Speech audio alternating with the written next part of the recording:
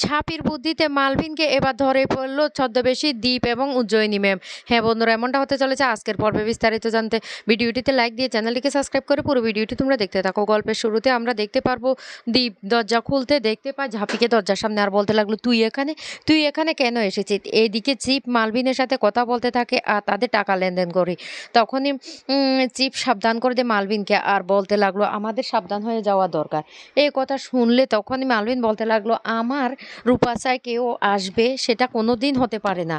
আর এখান থেকে এসে আমার ডেরায় পা দেবে তার এত বড় সাহস এখনো হয়নি। সে এখান থেকে জীবিত ফিরে যেতে পারবে না। আপনি একদম এ নিয়ে চিন্তা করবেন না। চিপ তখন বলতে লাগলো না তারপরেও না আমরা একটু সাবধানে থাকা দরকার। আমরা যে কাজটা করছি সেই কাজটা কিন্তু অত্যন্ত রিক্সি কাজ, তাই আমাদের সাবধান থাকাটাই ভালো। তখন এই কথা শুনেছি মালভিন বলতে লাগলো ঠিক আছে, আমাদের সাবধান থাকা ভালো, আমরা সাবধান থাকবো।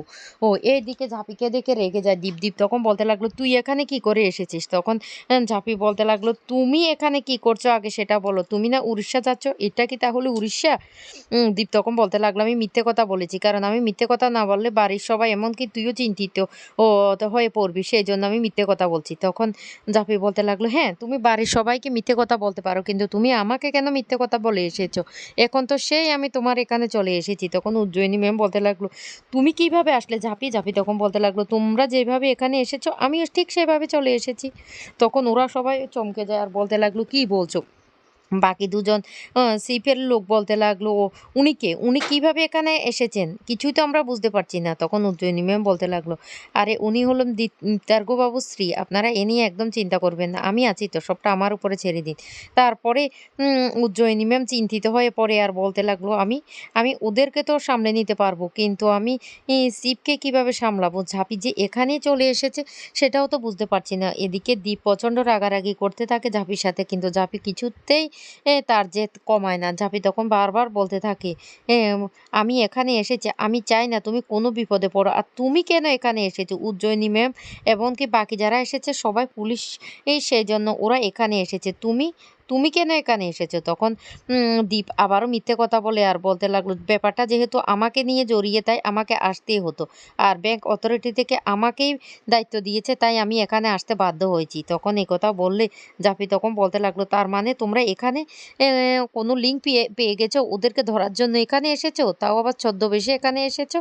তখন উজ্জয়িনী ম্যাম বলতে লাগলো সর্বনাশ, ঝাঁপি তো সব কিছু বুঝে গেছে। এদিকে দীপ তখন বলতে লাগলো আমি যেটারই ভয় পাচ্ছিলাম সেটাই হচ্ছে, এবার আমি কি করে মিথ্যে কথাটা বলবো? আমি কি করে ঝাঁপিকে মিথ্যে কথাটা বলবো? ঝাঁপি তখন বলতে লাগলো তোমরা যে মালভিনের ব্যাপারে কথা বলছিলে ওই মালভিনটাকে, তাহলে কি ওই মালভিনেই ওটা চুরি করেছে? সত্যি করে আমাকে সব কিছু বলো। কিন্তু ঝাঁপি এর কাছে কোনো প্রকারে সত্যি কথা বলে না। তখন ঝাঁপি বলতে লাগলো প্লিজ তোমরা আমাকে কিছু বলো, না হলে আমরা তোমাকে কিছুতেই হেল্প করতে পারবো না। তখন বলতে লাগলো আমরা মালভিনকে ধরার জন্য সত্যি এখানে এসেছি, কিন্তু ওকে কিভাবে ধরবো বুঝতে পারছি না। এত করা সিকিউরিটি, তারপর এত কিছুর মধ্যে আমরা কি করে ওর কাছে পৌঁছাবো? তখনই ঝাঁপির মাথায় একটা আইডিয়া চলে আসে। ঝাঁপি তখন তার আইডিয়ার কথা বলে দেয় আর তখনই ওরা সবাই বলতে লাগলো হ্যাঁ উনি যে কথাটা বলেছেন তাতে কিন্তু আমরা কিন্তু মালভিনের কাছাকাছি গিয়ে পৌঁছাতে পারবো। তখনই ঝাঁপি বলতে লাগলো ঠিক আছে, তাহলে আমাদেরকে কিন্তু ছদ্মবেশটা নিতে হবে। মালভিনের কাছে পৌঁছতে হলে আমি উজ্জয়িনী ম্যাম এমনকি সাথে যে আরেকজন আছে উনি, আমরা যাব। তোমরা কিন্তু সেখানে কিছুতে যেতে পারবে না, তোমরা যদি যাও তাহলে ধরা পড়ে যাবে। তখন দীপ বলতে লাগলো না আমি তোকে কিছুতে একা ছাড়তে পারবো না। তখনই ঝাঁপি মনে মনে বলতে লাগলো সত্যি তো, তুমি আমাকে নিয়ে এতটা কেয়ার করো, তাহলে আমাকে ভালোবাসার কথাটা কেন বলো না? কেন তুমি বলো না? তখন বলতে লাগলো তুমি কি আমাকে ভালোবাসো? তুমি যদি সত্যি আমাকে ভালোবাসো তাহলে মুখ ফুটে বলছো না কেন? না হলে আমার প্রতি তোমার এত কেয়ার কেন? এই কথাটা বললে দীপ তখন কোনো কথাই বলে না। দীপ তখন বলতে লাগলো আমি যে সত্যি তোকে ভালোবাসি সেটা তো বলতে পারছি না।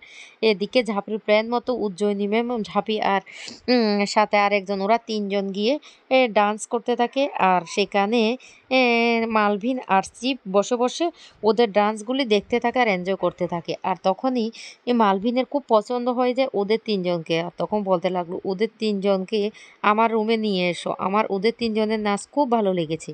তখনই ওদের ৩ জনকে সেখানে থাকা সিকিউরিটি বলতে লাগলো, "আপনাদেরকে না ১৬ নাম্বার রুমে যেতে হবে।" আর জাপি তখন বলতে লাগলো, "এই তো ওরা আমাদের টোপটা গিলে ফেলেছে। আর ১৬ নাম্বার আর সেই রুমে তো আছে মালবিন। মালবিনের কাছে তাহলে আমরা যেতে পারবো।"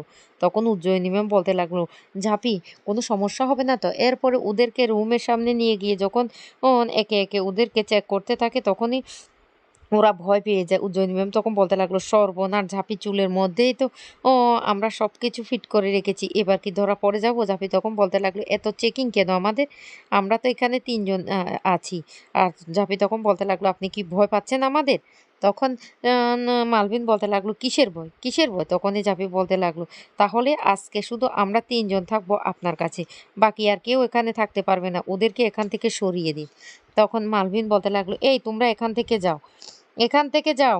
আর ও ও ওদের কথা শুনে খুব খুশি হয়ে যায় আর বলতে লাগলো, "তোমরা কোথাকার থেকে এখানে এসেছো?" তখন ওরা বলতে লাগলো, "আমরা লোকাল।" এই কথাটা বললে তখন অন অন সেই মালভিন বলতে লাগলো, "ঠিক আছে, আজকে তাহলে তোমাদেরকে নিয়ে আমি এনজয় করব। আজকের রাতটা এনজয় করে কাটিয়ে দেব।" এদিকে ঝাঁপি যে বাড়িতে এনে সেটা ইনকা বুঝতে পেরে যায়। ইনকা তখন বলতে লাগলো, "সর্বনাশ! ঝাঁপি যে কখন বেরিয়ে গেছে সেটাও তো আন্দাজ করতে পারিনি। তাহলে দীপও বাড়িতে নেই, ঝাঁপিও বাড়িতে নেই। ওরা কি আবার কিছু করার প্ল্যান করছে? আমি তো কিছুই বুঝতে পারছি না।" তখন এই কথাটা বললে বলতে লাগলো, "না আমাকে আরো একটু সাবধান হতে হবে। আমাকে শিবকে খবরটা দিয়ে দিতে হবে।" এই বলে শিবকে ফোন করে আর বলতে লাগলো, "সর্বনাশ হয়ে গেছে।" তখন শিব বলতে লাগলো, "কি হয়েছে?" আর তখনই সেই ইনকা জানিয়ে দেয় যে ঝাঁপিও বাড়িতে নেই, এদিকে দীপও বাড়িতে নেই। ওর না অনেক ভয় করছে। শিব তখন বলতে লাগলো, "কোনো চিন্তা করবে না। এখানে না কড়া সিকিউরিটি আছে।" কিন্তু ঝাঁপি তখন বলতে লাগলো, "আগের বারের কথা আপনাদের কি মনে নেই? ইন্দ্রনগরে কিভাবে শেষ মুহূর্তে ঝাঁপি আর দীপ গিয়ে সমস্যা বাধিয়েছিল? তাই প্লিজ দয়া করে আমার কথাটা শুনুন। আপনারা মালভিনকে এখান থেকে সরিয়ে ফেলুন। না হলে সমস্যা হয়ে যেতে পারে।"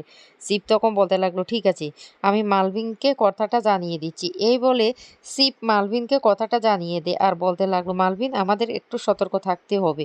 মালভিন তখন বলতে লাগলো, "অসম্ভব ব্যাপার। এই লুফাসা এসে মালভিনের সাথে টক্কর নেওয়ার মতো এমন কোনো লোক নেই। ওরা কিছুতে এখান থেকে বেঁচে ফিরতে পারবে না। তবে যেহেতু ও উম সেই ম্যাডাম এক্স সন্দেহ করছে তাহলে আমাদের একটু সতর্ক থাকাই ভালো। আমরা সতর্ক থাকবো।" এদিকে ঝাঁপি, উজ্জয়িনী ম্যামরা প্ল্যান করতে থাকে কিভাবে পুলিশের হাতে ধরিয়ে দেওয়া যায় সেই মালভিনকে। তখন ওরা প্ল্যান করতে থাকে। আর অন্যদিকে মালভিন সেই খবরটা পেয়ে যাওয়ার সাথে, সাথে মালভিনের পুরোটাই সন্দেহ হয়ে যায় ওদের উপরে। মালভিন তখন বন্দুক বের করে বলতে লাগলো, এই তোমরা কারা? সত্যি কথাটা বলো।" এই বলে যখন ঝাঁপিকে গুলি করতে যাবে তখনই উজ্জয়িনী ম্যাম পিছন থেকে এম এমনভাবে আঘাত করে যে মালভিন মাটিতে লুটিয়ে পড়ে। আর সেই মুহূর্তের সাথে, সাথে পুলিশ এসে চারিদিক থেকে ঘিরে ফেলে। আর পুলিশরা তখন ওদেরকে সেখান থেকে ধরে নিয়ে যায়। আর তখন সেখানে দীপও চলে আসে। তো বন্ধুরা, ঝাঁপির প্ল্যানেই কিন্তু ধরা পড়ে গেল মালভিন। তোমাদের কাছে কেমন লাগলো সেটা অবশ্যই কমেন্ট করে জানাবে। আর পরবর্তী পর্ব দেখার জন্য অবশ্যই চ্যানেলটিকে সাবস্ক্রাইব করে রাখবে।